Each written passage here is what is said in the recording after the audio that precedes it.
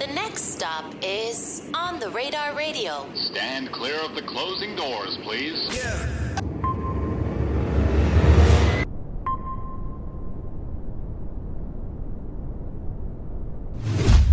I remember I was failing every class in first grade, and my mother's name was Sophie. They were like, Sophie, he's failing every class. What the fuck is going on? He's in the first grade, right? And my mom said, fuck that school. My son gonna be a rapper. Your mom said that? Shit you not, bro. Shit you not. Wow. I remember, bro, my dad used to have a house full of women, you know what I'm saying? And he'd have like 3, 4 dudes over. And the only reason why those dudes was there is because my father was gonna wake his 7th grade son up and like before school and be like, you know what I'm saying? My father would come in the room and be like, son, you ready to whoop ass? I'm like, Dad, I gotta get to school. And he's like, fuck school. You ready to rap or you ready to whoop ass? And I'll be like, let's go. Go down there, eat them niggas up, and he'd have one of his little hoes or somebody take me to school. So like you would have all these people in the house, right?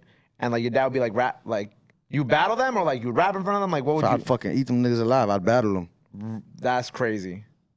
It's funny that you bring like that up because I put out this interview today with this guy who said that his dad wouldn't let him go play outside until he like freestyled like a 16, and his dad would make him do another 16, and then he would let him go out. So, but like that just kind of like it's interesting because it like shows like the my dad always been my #1 fan. Mm-hmm. Always, you know what I'm saying. I mean nobody's perfect, but shit that motherfucker he taught me a lot, showed me a lot. You know what I'm saying, and he's a great man.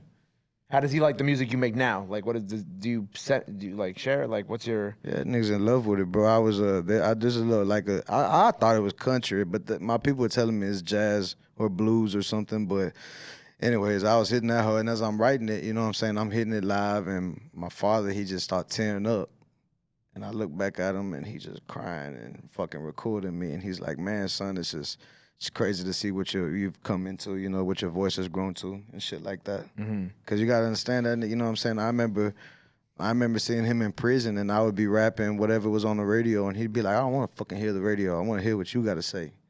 You know what I'm saying? And shit, just visiting him in prison, I remember writing lyrics, sending them, you know, to him and shit. Even when he got out, you know, he's always been there. That's beautiful. Yeah. He's the #1 fan.